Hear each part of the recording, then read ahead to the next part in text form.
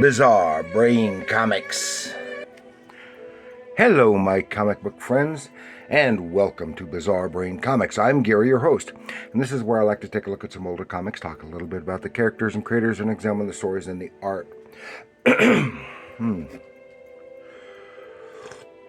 And this time, we're going to have a little look at The Adventures of Little Archie, number 38 from 1966. But before we get into that, remind you my books are available. I got Bizarre Brain Comics Anthology and Bizarre Brain Comics Presents Heroes, both available online from Amazon or Barnes & Noble online store and other online outlets. They're each $7.99. This one has some humor and a little adventure, and this one has some superhero action and a little bit of horror and stuff like that. More regular mainstream type stuff. So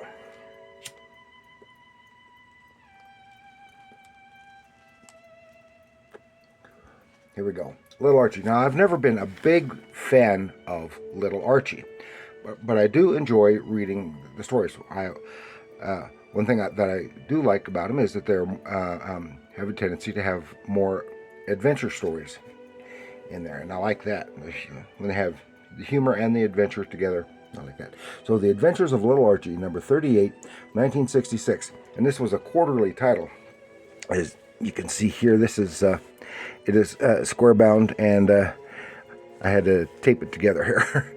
Otherwise, it's in pretty decent shape. And and this has Little Archie versus the Mad Dr. Doom and the terrible tornado machine. You can see here. It says, "I must destroy Mad Dr. Doom's tornado machine and save Betty and Veronica before it's too late." And they're about to be sucked into the machine, and here's the Mad Dr. Doom, etc. None of that happens in there. Okay, and Little Archie is a comic published by Archie Comics, obviously. And the title was from 1956 to 1983. For 180 issues. And Little Archie and his friends were all elementary school aged children, and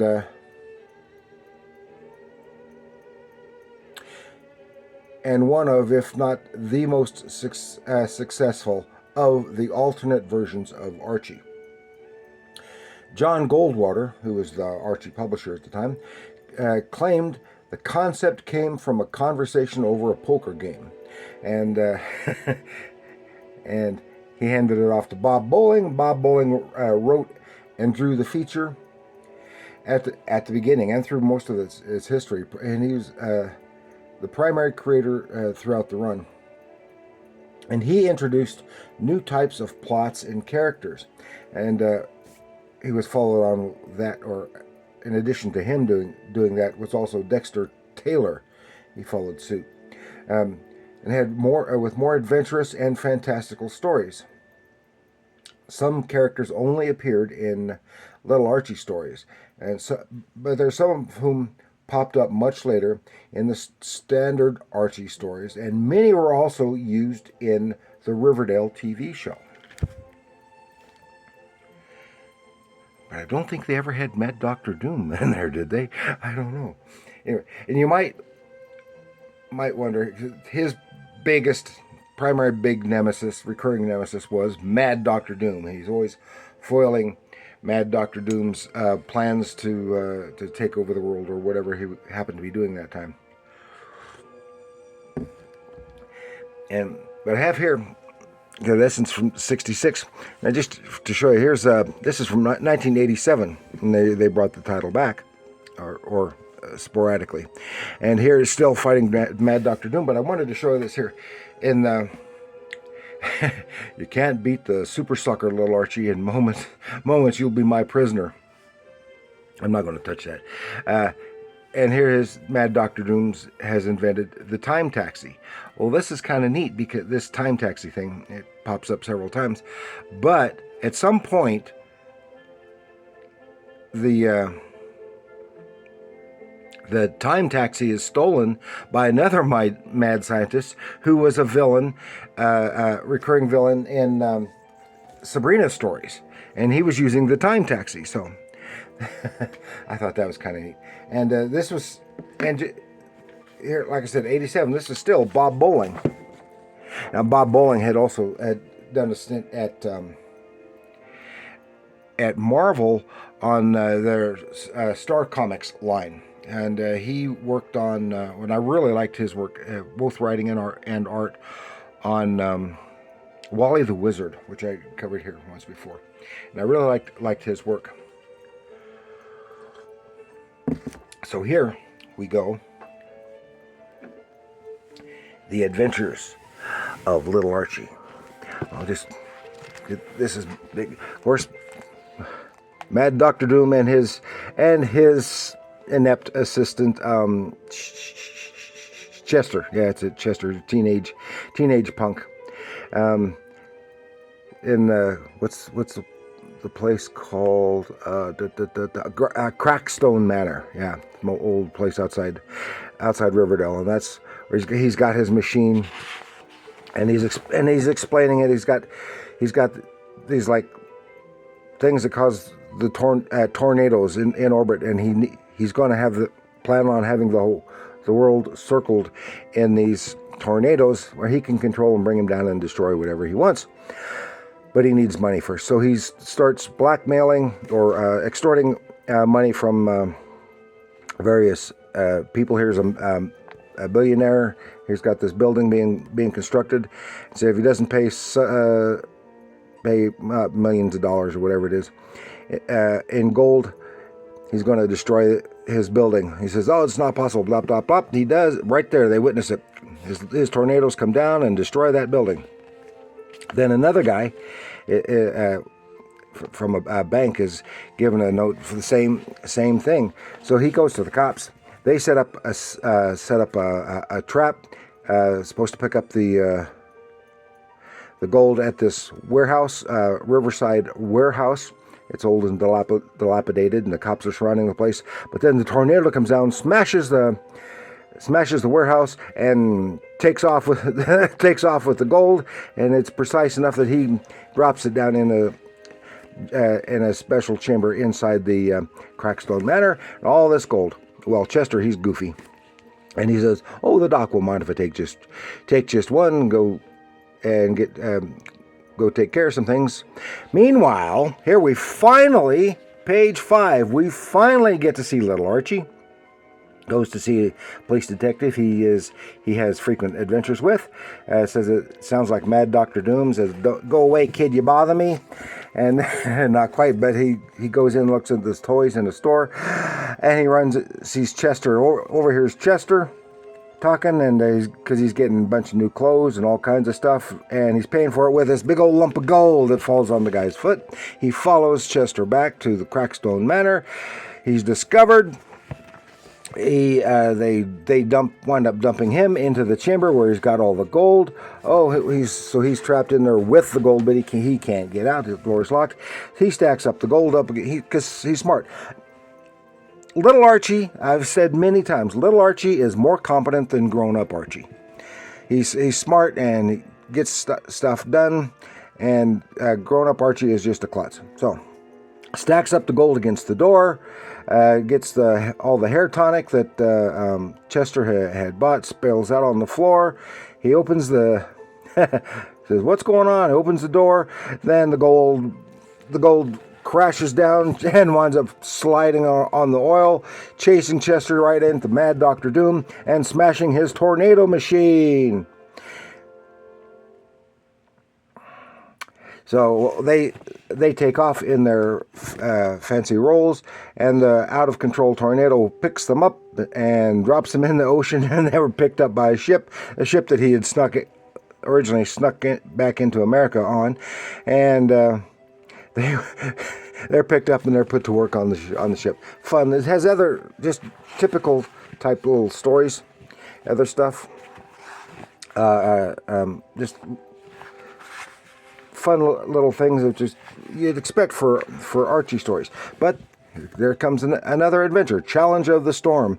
Archie and his dad up in the Canadian Rockies, someplace where they had been before, meet the fellow who they had met before. Up here at this lumber cutting operation, and storm's coming in. They're going to go check something out, and the fella, and meanwhile the guy's dog is attacked by a wolverine, and then the wolverine attacks the fellow, and Archie whacks it and gets it off him, but the guy is injured, and somewhere along the line, meanwhile a storm has come up, and they're getting snowed in. Had lost the keys to the Jeep, so they're stuck there. Archie gets him to a cave. Then he and the dog try to walk their way back to the base camp. And they're encountered by the Wolverine, which he outsmarts Wolverine. People are searching for him, and he leads them back to the guy, and once again saves the fellow's life. See, Archie is more competent. Little Archie is more competent. Here's the one I wanted to go though. Little Archie and Monster of the Quarter Moon. And this is a fun one because, and I'll tell you why. Here, get the splash panel. But this is Little Archie is with Veronica and her dad, Hiram Lodge, out on a spit of land where there is an old lighthouse.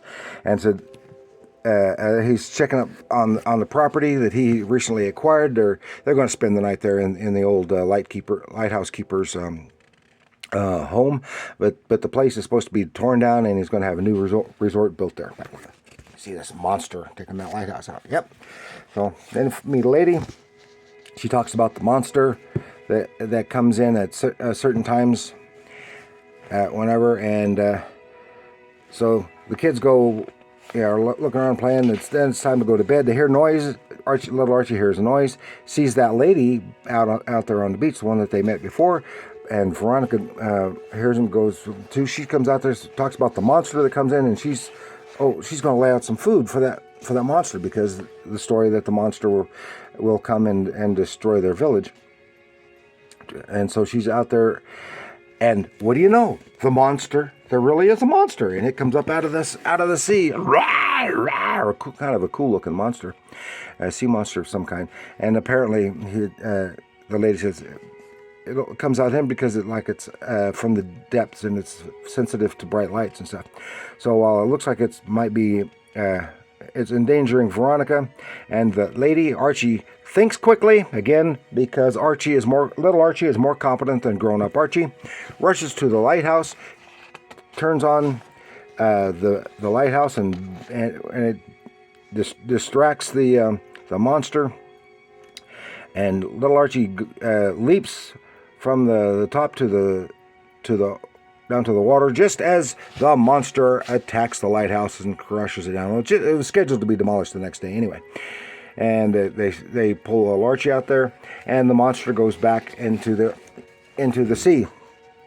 I think it might not be coming here anymore because of the house, because it's an old abandoned lighthouse.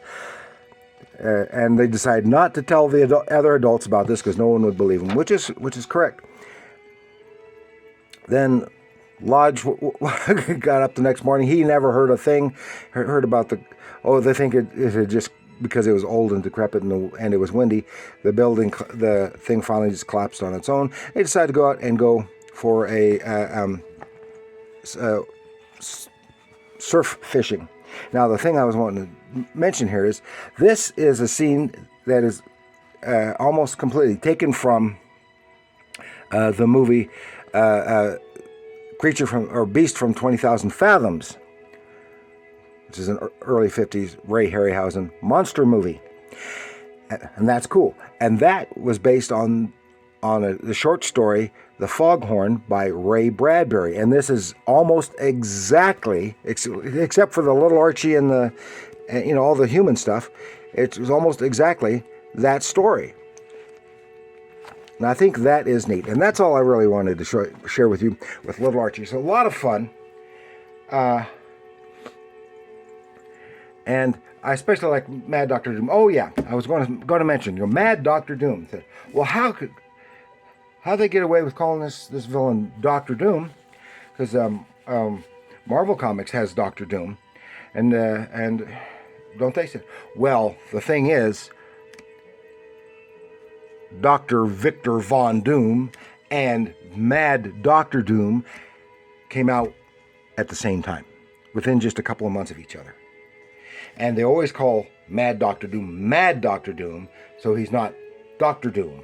So there's no, and he looks and acts completely differently, except they're both megalomaniacs. And, but, so there is no real copyright infringement there, because who's to say which was actually first? Because this was a quarterly title. This came out, and the first Mad Dr. Doom story came out a month or so after Dr. Doom. It's quite possible that